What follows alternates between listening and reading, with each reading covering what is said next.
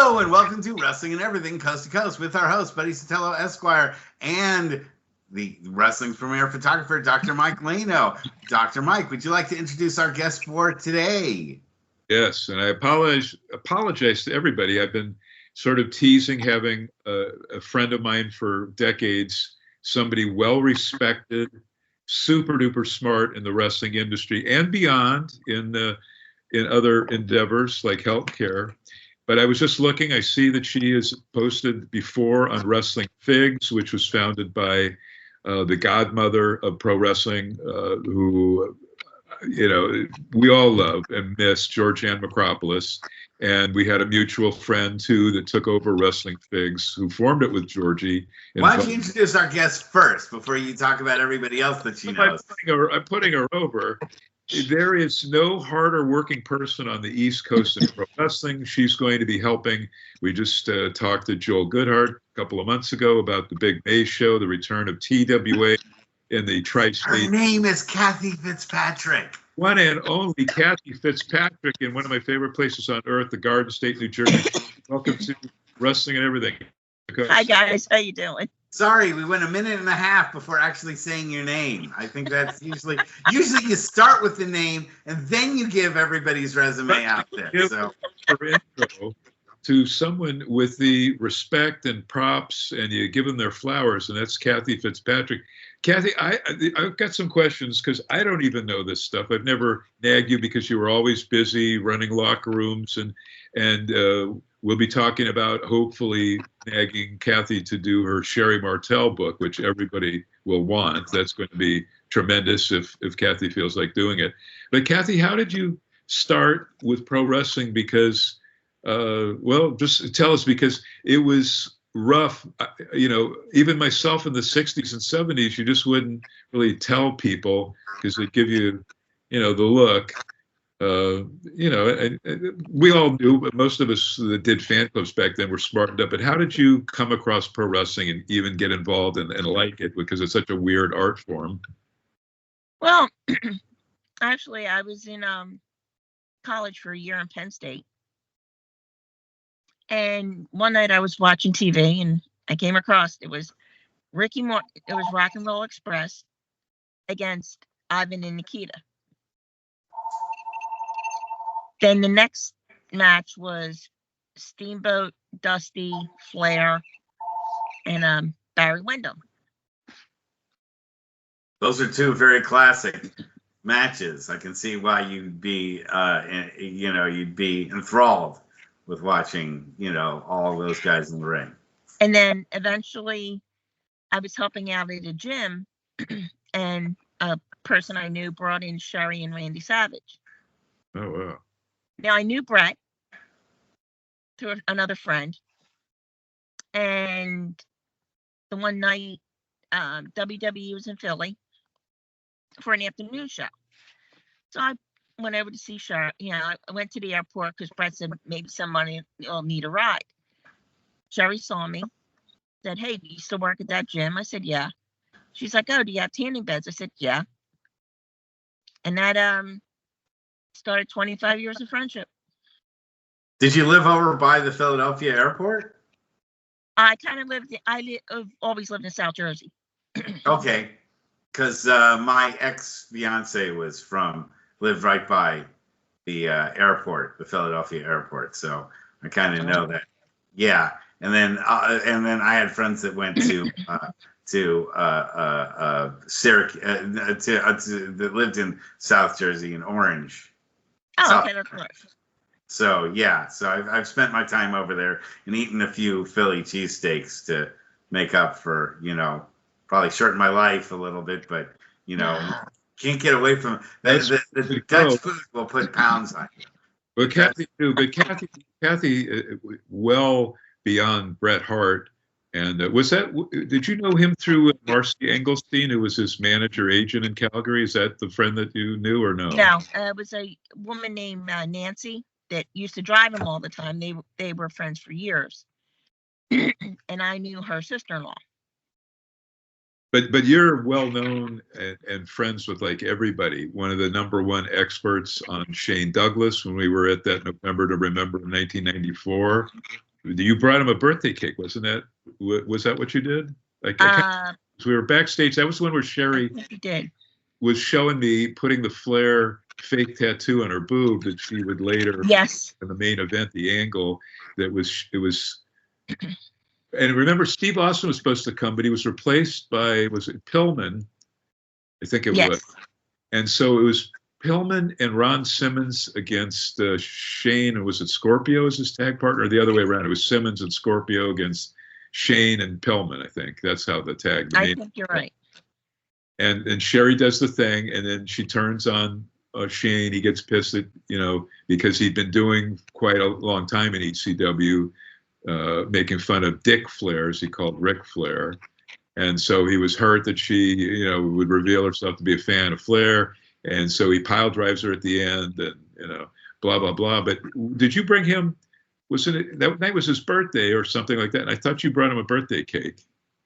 I might have. I know there was one night when it was Sherri's birthday, and I bought her a cake. It was her and Jim Molyneux. You remember Jim Molyneux, the referee? Yeah.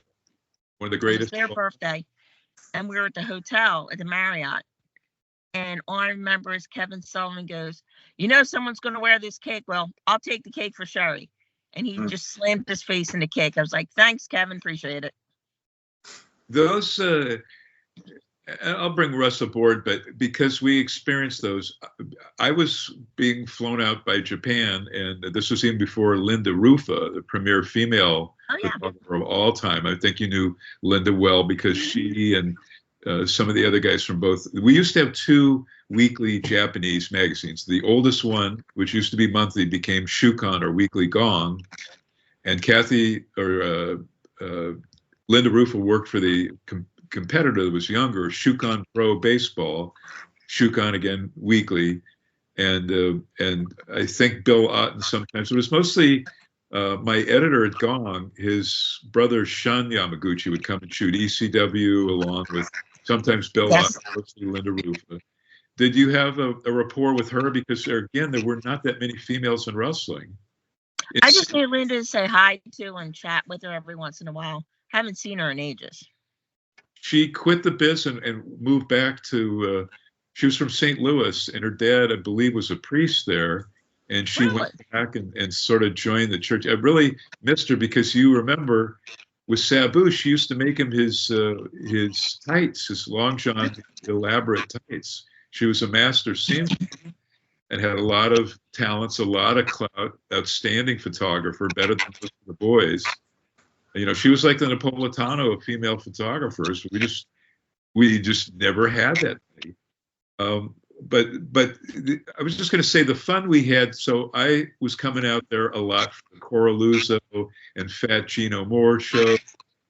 And now we see that carried on the tradition by Tommy Fierro and his great promotion. And he's got at least 2 stores that are fantastic. I think he moved to a big location in New Jersey. Yeah. That's the hotbed. So you fall in love with what we call a sport or the business, the industry. But did you really know then that like where you were, that's like the hotbed? It's New York, Boston, Philly, Jersey, Rhode Island, New Hampshire. All of those are the hotbed, probably dating back to Vince Sr. promotional days. I mean, I knew it was something special. I used to go to the Spectrum all the time through Joel Goodhart. And then I would go to the Civic Center to watch the shows there with Joel and them. And, you make friends along the way. You become, get to know these people. The one night I'll never forget when I met Lex Luger. We were at the hotel and I was getting a drink. And Tully Blanchard said, "What are you drinking?" And I told him, and he said, "Wow, you better watch it. They're pretty strong." I said, "Yeah, but if you didn't drink where I went to school at, you didn't stay." And he's like, "Where?" I said, "Penn State." And he goes, "You're Luger, Penn State." Well, Luger walks over and looks at me and goes, "Kate?" And I looked at him, I went, "Larry?" Lex was the roommate of my old boyfriend when they played Canadian football together. Oh, wow. So I've always been close with Lex too. Interesting. So So, wait, I want to say this, Russ, before I forget, because of Lex, who I've talked to many times, and he has really done a 180. You can tell now, since the spinal thing, that he loves the business. The spinal thing occurred and I've talked to him about this in 2007, and Russ was like my apprentice helping me with my camera equipment. But there was a scumbag husband and wife. And I've seen my share. I've really studied wrestling fan conventions since the WFIA. I was on the board of it, not at the beginning, when Dave Brzezinski and my boss at the Olympic Auditorium in LA, Jeff Walton, and a couple other guys started it. The guru of history, Tom Burke, out of the Boston area.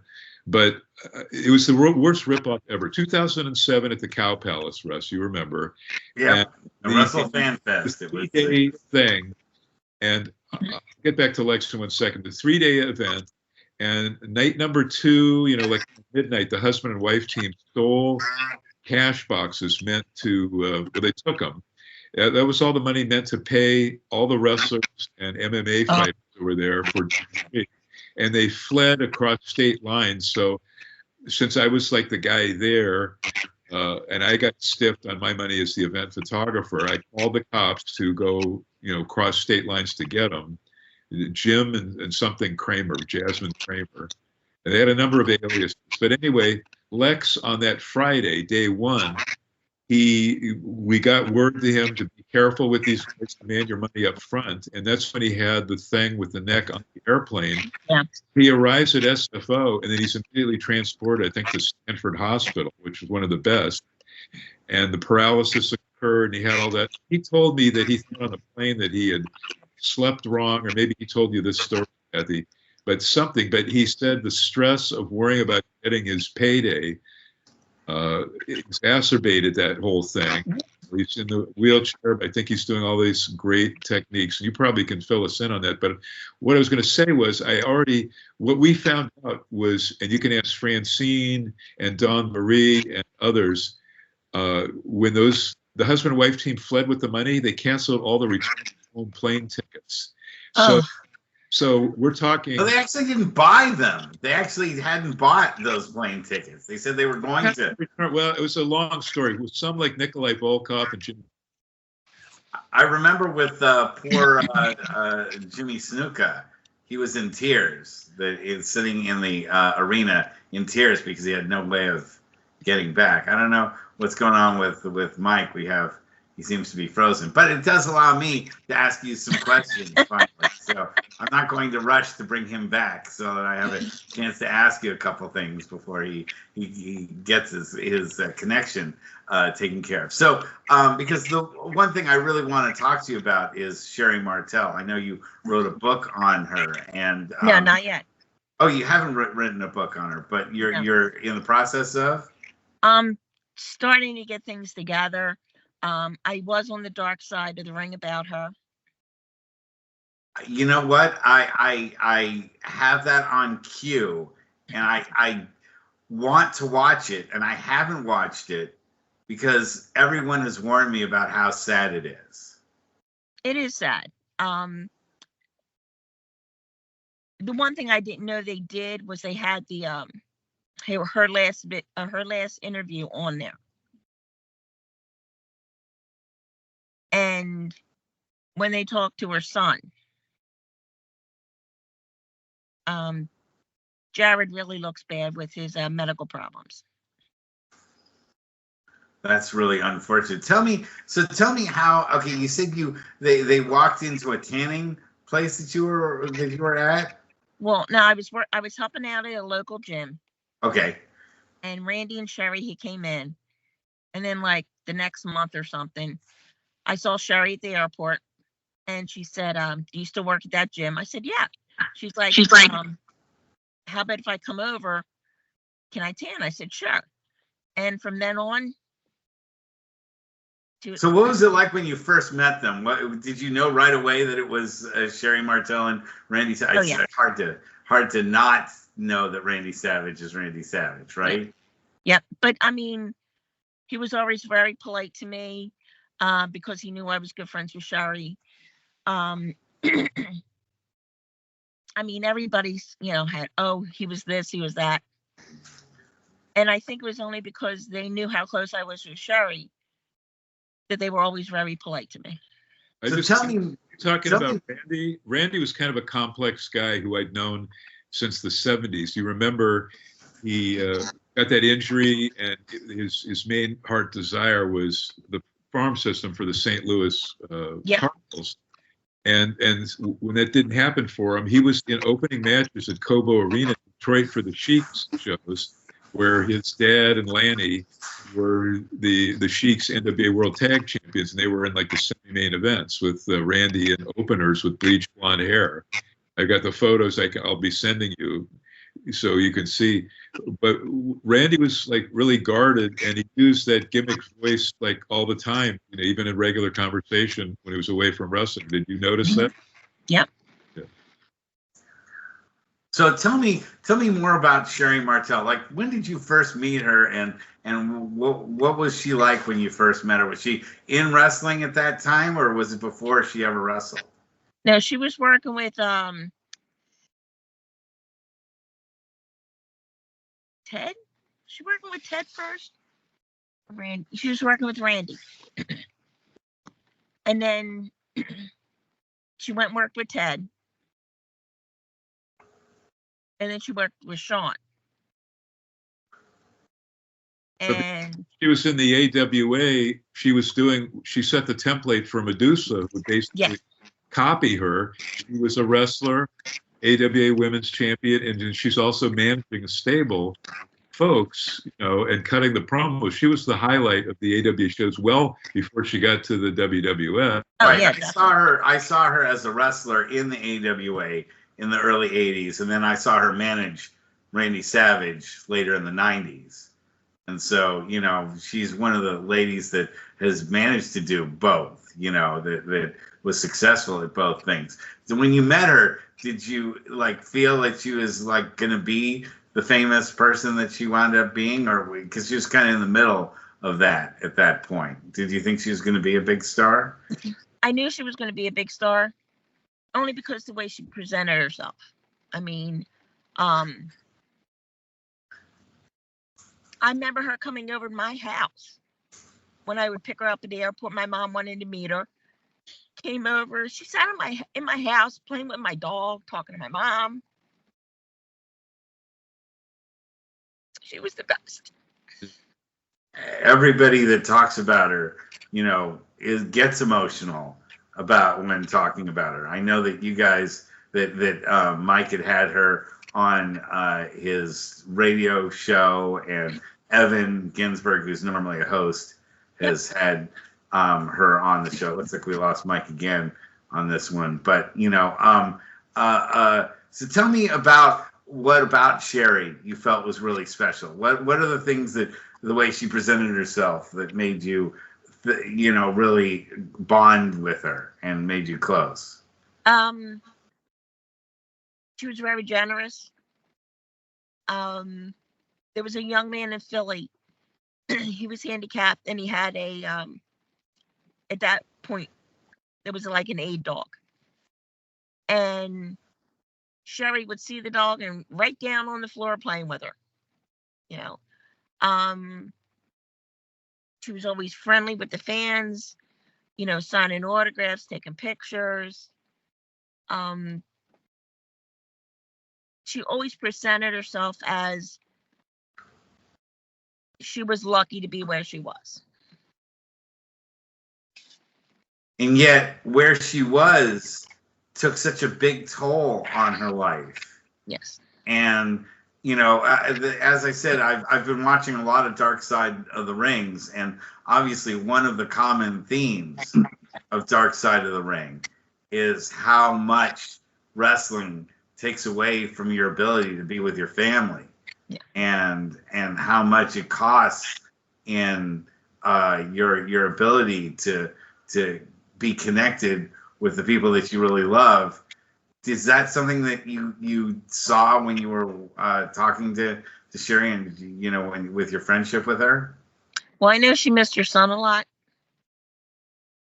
I mean, I didn't know at that point when I first really met her, how young her son was when she left. But I remember, I think I met Jared when he was like 10 or 11. And at that time, did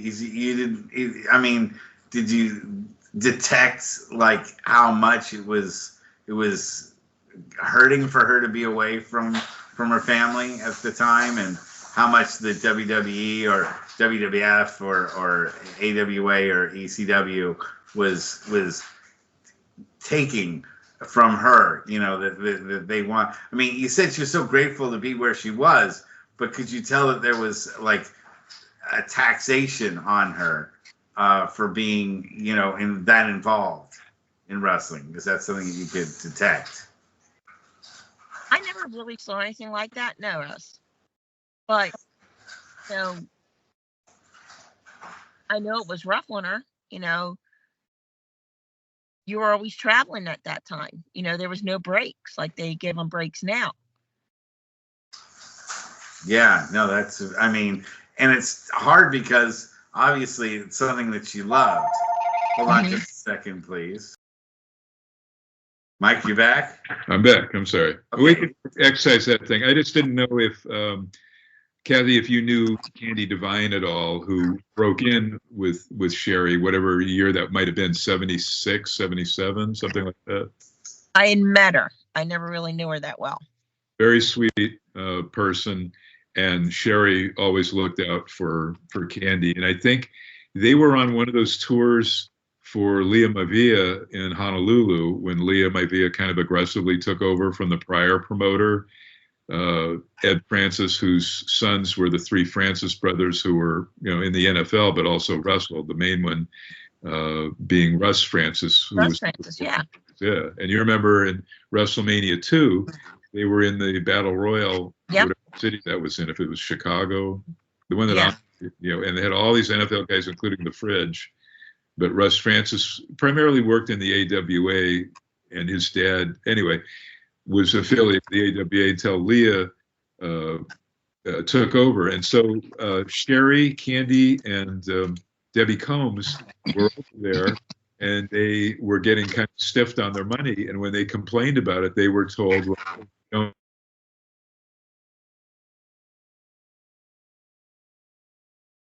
Uh-oh. And I didn't even know where he was going with that, so I don't even know how to continue. But for some reason, he must. I mean, we are having some storms here in California, so maybe he's undergoing some kind of storm activity. But I don't know. Normally, it doesn't cut off like this, so I have no idea what's going on over on his side. But to continue on with what we were talking about, so you know, you were. Mike, you back? I'm back. Yeah, I don't know what's going on with your connection because we're connected fine, but it's something over at your house that's happening to cause these interruptions. So might as well get what you have in as fast as you can, so in case you get disconnected again. I was just asking if you knew that had Sherri ever talked to you about getting stiffed in Honolulu? No.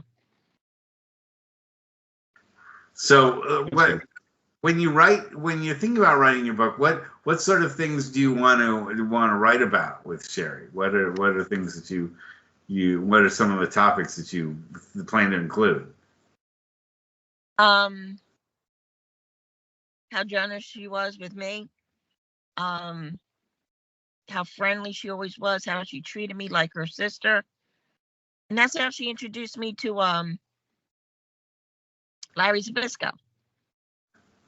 She said, "This is my sister."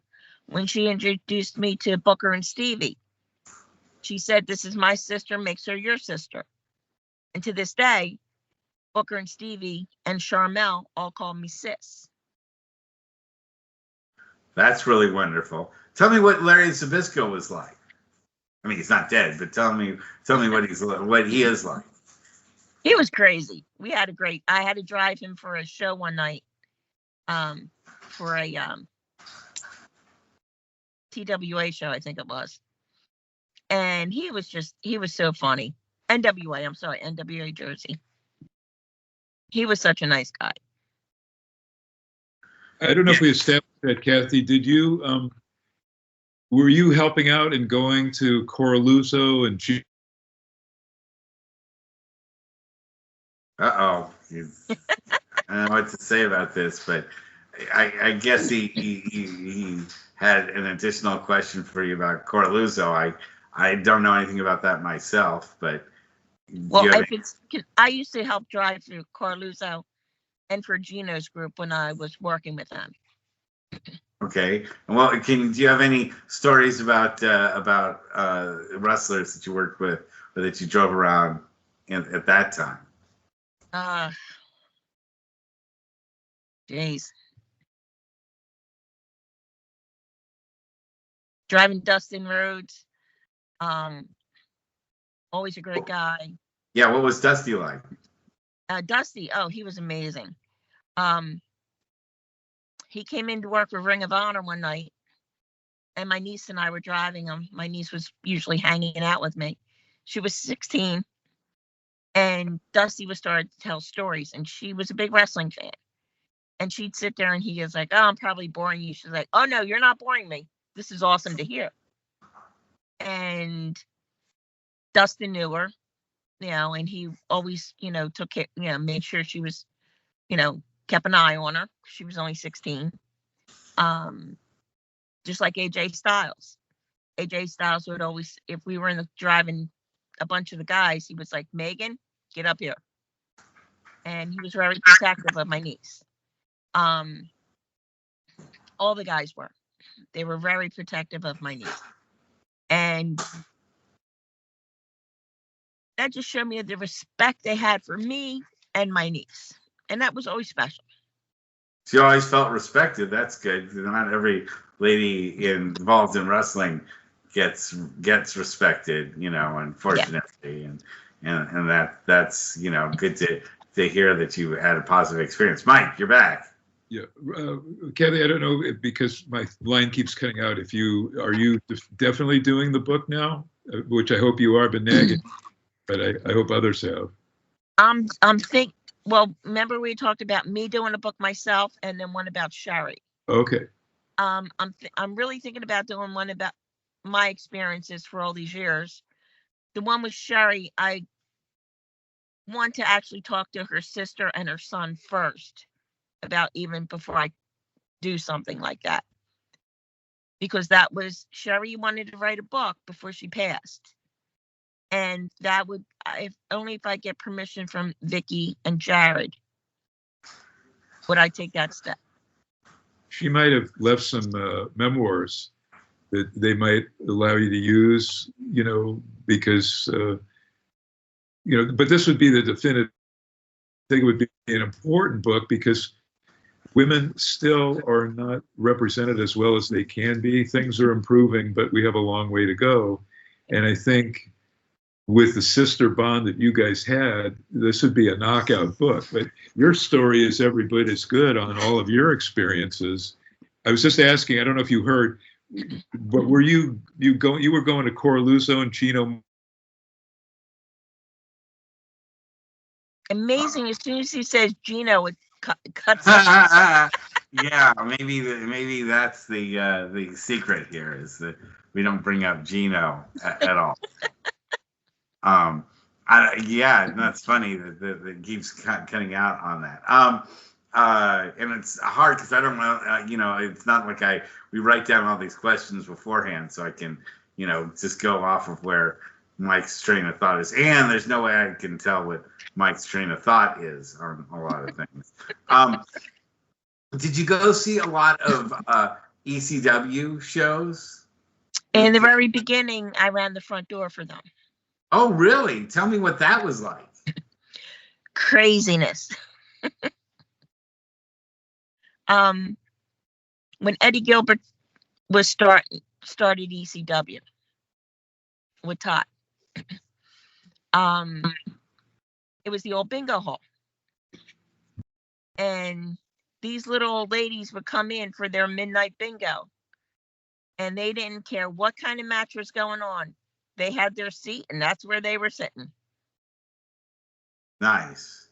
And like, were you there during the great chair incident? Yes. With Terry Funk? Yes. I mean, that looked like the kind of thing that just like, boy, anyone that was in that arena was probably, you know, taking their life into their own hands. Oh, that night was crazy. Absolutely crazy. Wow. And everyone just started throwing in chairs and wouldn't stop. Yeah, that was nuts. Mike, you're back. Kathy, what are some of your favorite shows overall and matches, individual matches over your decades in wrestling? Oh, Mike, that's a hard one. You've seen it all, really. I love the old NWA with Flair and the Four Horsemen. When Sherri came into WCW, it was to work with Flair. And we were in Philly at, what was it? Bunkhouse Stampede, I think. And we had gotten tickets. And we were sitting front row. And Sherri looked at Greg Gagne and went, I want to sit right there next to my sister. So as we're sitting there, Bobby Heenan says, oh my God, Sherri Martel's here. And I'm sitting there and she's writing me notes saying, you know, because she was checking out the competition, she put it. And she's like writing me notes like, look at the camera. I'm like, not looking at the camera. Not looking at the camera. But it was fun. I mean, I know the guys respected me because of her. But I think after all these years, I gained their respect. Now, did you ever fame? Hold on a second, because I keep getting cut off. And he gets cut off again. It's Gino. He says the name and it gets cut off. Yeah, or he was gonna say something about Gino. Did you ever want to be involved in wrestling in a greater capacity than what you were involved in? Because you're always kind of. But do you ever want to be actually in the business itself? Or I did. Okay. In the beginning, I wanted to be a manager, and actually, with the NWA in Jersey, when we did our Wildwood shows, myself and a friend, we came out as the National Women's Alliance, just for the summer, just for some shows. Who did you manage? Who did you manage? We just managed. Oh God, who was it? We came out with Donnie B. Big 80's not Donnie B. And oh my gosh, I forget his name. But it was just a little thing, you know. Did you manage any matches against anybody famous? No. No. Okay. I came out with Sherri. Sherri did a show for Dennis in Philly at one time, and I managed her because she was going against Coronet, and Tammy was in his corner, so she had me in her corner. And did you get involved in the match at all, or did you? Okay. Did you ever take any bumps? Not really. Did you take any kind of like training, like any ring training at all? I started to train a little, but I realized I was never going to be a wrestler. So I just said, forget it. You could have been a bump-taking manager, valet, anything of your choosing. Not now. Oh, not now, yeah, but back then, you know, maybe, but yeah. I keep losing audio. Did you talk about Sherri's Hall of Fame speech where she mentioned you? No, That's a big deal. it was it that leading up to that Hall of Fame. She knew I was at work super early every morning at the doctor's office, and she would call me and she'd go over her speech with me. And the one day she said, "Oh, I got to add something about you." I said, No, it's your time to shine. She's like, "No, you've been around my life for over 25 years. I'm putting something about you."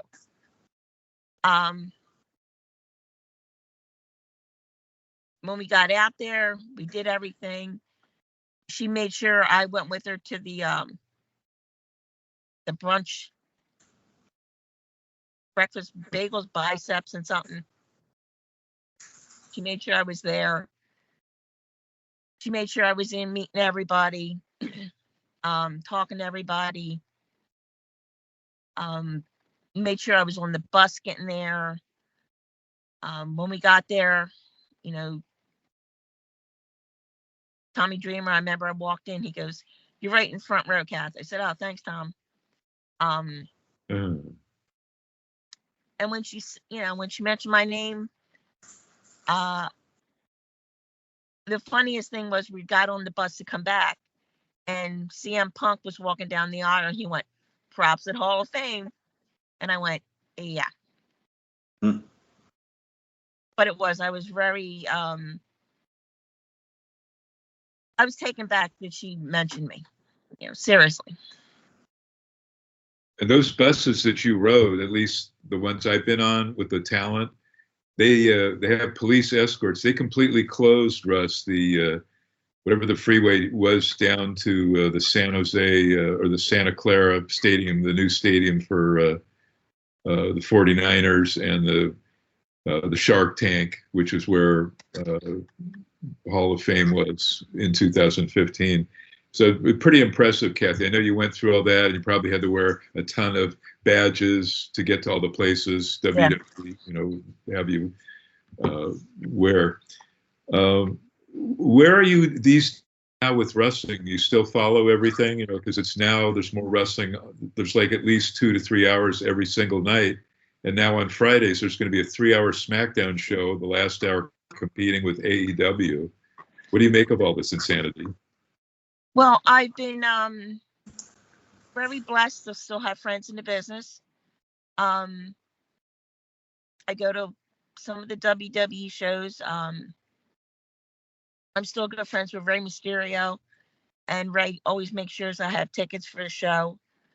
We're usually in contact. If Booker's in town, he makes sure I have tickets.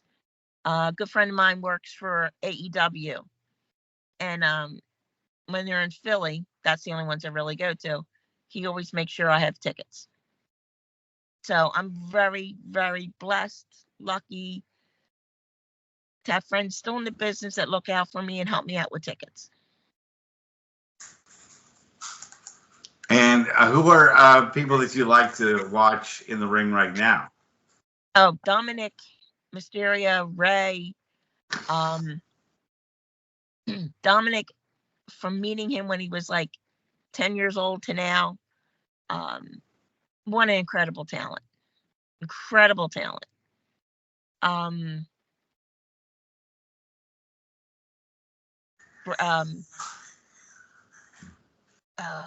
Rick Steiner's son. Ron Breaker. Yeah. I mean, incredible. Roman Reigns. The Samoans. I'm lucky to know Samu and Alpha Jr. and Lloyd. Did you also know Alpha and Sika? I had the pleasure both of driving them around a couple times. Yeah, it's really sad we lost them this year. I know. Very so sad. Close to each other in time, Yes. Both died so close. While before Mike rejoins us, I was going to ask you another question, which is, tell us something that you knew about Sherri Martel that you think that the listeners should know about Sherri, that you know from your perspective, that you think that we should know about her.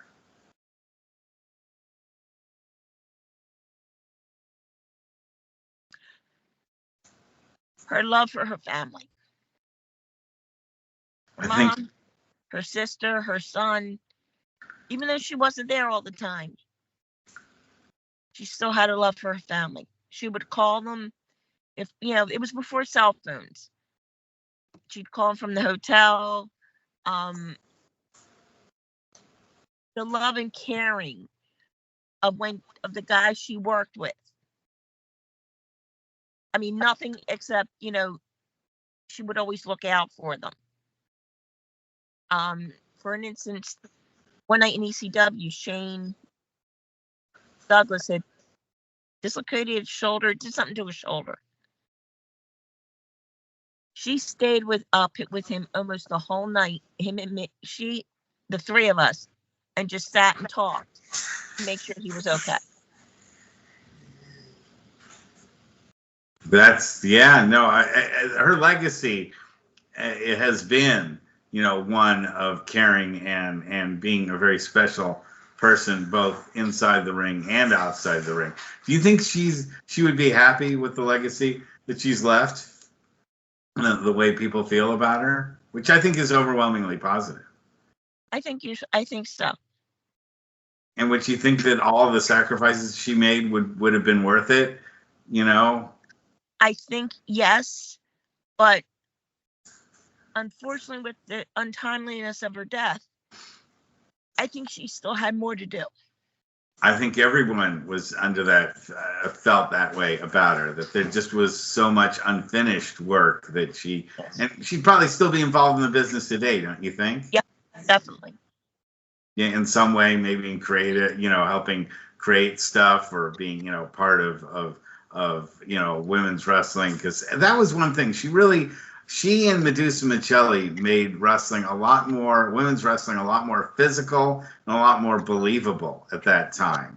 I think unfortunately women's wrestling before that was much more of a spectacle and, more of, guys not taking it so seriously with apartment wrestling stuff and that sort of thing that is, the shady side of it. And Medusa and Sherri brought a certain athleticism to what they did in the ring, and physicality. It wasn't all just hair pulling and scratching that went on, and sloppy body slams. There was a perfection in the ring that I was always impressed with, and I've always loved seeing women's wrestling being taken seriously. Okay, Russ, let's, because the Skype it keeps dropping me. Let's let Kathy have as much as she'd like to plug all of her upcoming things, shows. Oh, sure. Social media. Okay. We've been fine, Mike. You're the one who's been gone. February 8th in Somerdale, New Jersey, a local promotion called MAWA, MAWA, is doing a Sherri Martel Battle Royal women's show. And it happens to be on Sherri's birthday. Is that something that people can stream if they're not at the event? Can people check it out? Guessing it's called it's MAWA, Mid-Atlantic Wrestling Alliance. It's in Somerdale, New Jersey, at the Somerdale VFW Hall. And what's the date of the show? February 8th, Sherri's birthday. 8th. Sherri Martel Battle Royal. Do you know who's in it? It's going to be all women or mixed? It's all women. Wow. And then, of course, Mike, I told Jill I would promote it. One and done, May 3rd at the arena in South Philly. I'm writing this down. In South Philly. Do you know any of the participants that'll be in the Battle Royale? The only one I know is Gabby Ortiz. Okay. I wonder if one of my friends is in it, Christina Von Eerie. If it's a big Battle Royale. She sometimes gets out to the East Coast. We've had or Angel Orsini, or maybe although I think she's retired. And then we have our friend Jeannie Basone, Hollywood. but I don't think she's going to go all the way out east for a battle royale.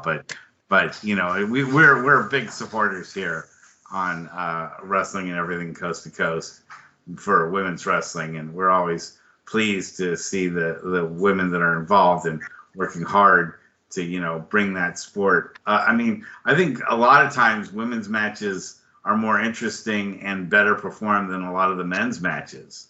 Yes. And some of the WWE shows that I've watched, I've paid more attention to the women's matches, and only because I think there's better action in it and, you know, better performances in some of the matches. I have to admit, I love to watch Rhea Ripley wrestle. Okay. I'm a friend. They I'm know a her friend of husband. Bailey's. Bailey, yes. Yeah, I worked on a number of shows with Bailey, and also with She broke in here at APW and Iron, the two different competing promotions. Well, did you guys know Kirk White? Oh yeah. Yeah. Yes, we did. Kirk was a very good friend of mine. Okay. I worked on one of his shows many years ago with Buff Bagwell. That was yeah. He had heart issues. I forget what the cause of death was. Like two years ago on Christmas Day, I think he was. Yeah, I was an APW guy, so I was more Roland Alexander. Okay. Did you know Roland at all? I know the name. Okay. He was on the mat as the Carney character, but Kath, are you still in contact with Kirk White's widow? No. If she's continued on the big time wrestling promotion, she's not repping Brett for, you know, autograph signings or any of that stuff that Kirk was doing. But I know he has an agent, Steve. I don't know Steve's last name. So, do you have any like solid plans for when you would want to get that book by Sherri out, or is it still just in the formative she's stage? going to do her book on her life story first, right? Yeah, I'm gonna concentrate on trying to get mine done, and then once I talk to Sherri's, like I said, anything to do with Sherri, I will go through her family. I'll go through her son, whatever. But what would your timeline be on your book? If I ever get enough brains to sit down and just start writing away, I'll let you guys know. But remember, I told you there are a number of ethical good publishers. ECW Press would be at the top, but Scott Teal, who was a longtime Memphis photographer in the 70s, 80s, has Crowbar Press. He's put out like hundreds of books. And then there's Kenny Casanova, our pal Kenny Casanova, produces quite a few. But I mean, the award-winning J.J. Dillon and Tony Atlas and quite a few books will come out of Crowbar Press from Scott Teal. Is that the one doing Joel's too? Yes, Scott Teal's doing Joel's, right. That I sent all those. Yes, you did send me the links. Did you already give all your social media where people can... The only social media I have, Mike, is Facebook. And my Facebook is Kathy, Kathie Fitzpatrick. Okay. Well, we should definitely become Facebook friends so I can send you the link to the show. And you know, certainly we want to be here to help you promote your book when you do have it ready for publishing, you know, whenever you're ready to come back on the show again to promote. And we obviously hope we have a better connection with Mike. We really don't know what to say about this. You give normally social media stuff like before I get cut off, are you still posting online your thoughts on the biz? No. Oh, no more wrestling figs or no. Site? No. But you should get your own site like Evan Ginsberg's site. He's got a jillion people that love talking history to modern day and indie shows and everything in between. Well, maybe when you come out in May, Mike, we'll talk about that. All right, because I mean, Kathy Fitzpatrick is a global wrestling player. She has respect around the world, and the boys and the talent. By the boys, that includes the girls. Everybody loves Kathy Fitzpatrick. Everybody respects all of her many accomplishments. And Kathy, it's great, even though I've had to keep clocking in like 20 times. Great, just having some time. And I have to ask you a pure Philly question to you. Sure. Pat's or Geno's? Oh, uh,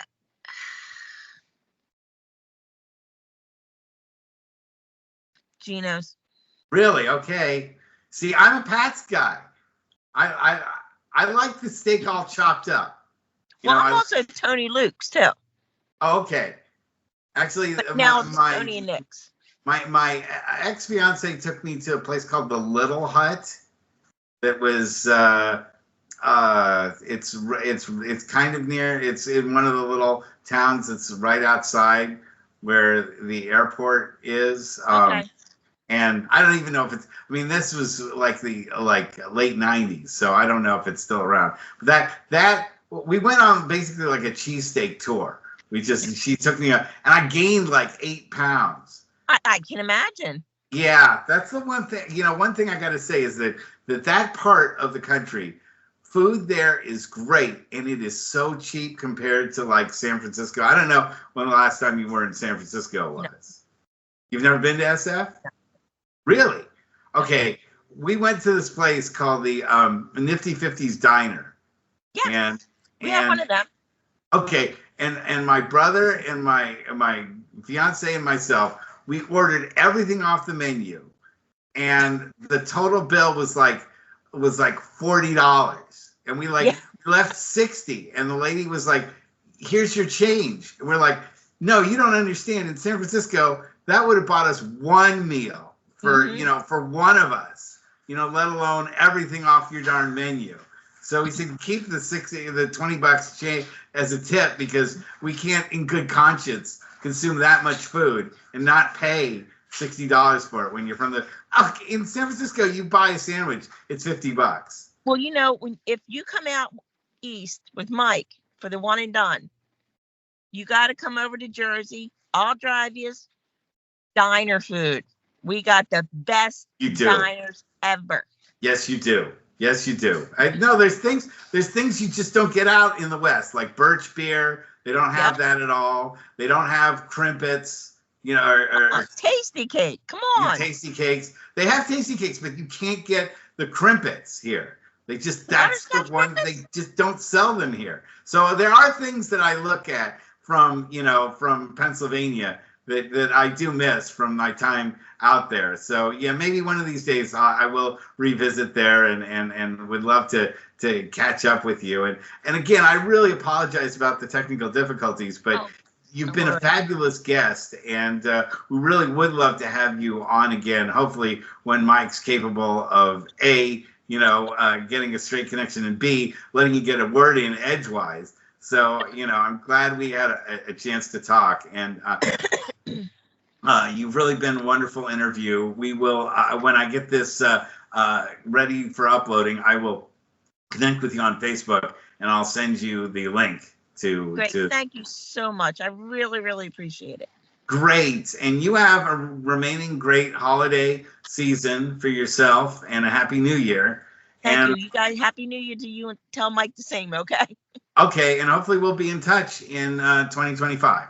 No problem. Thank you. Have a great weekend. All right. Good night, everyone. Bye-bye.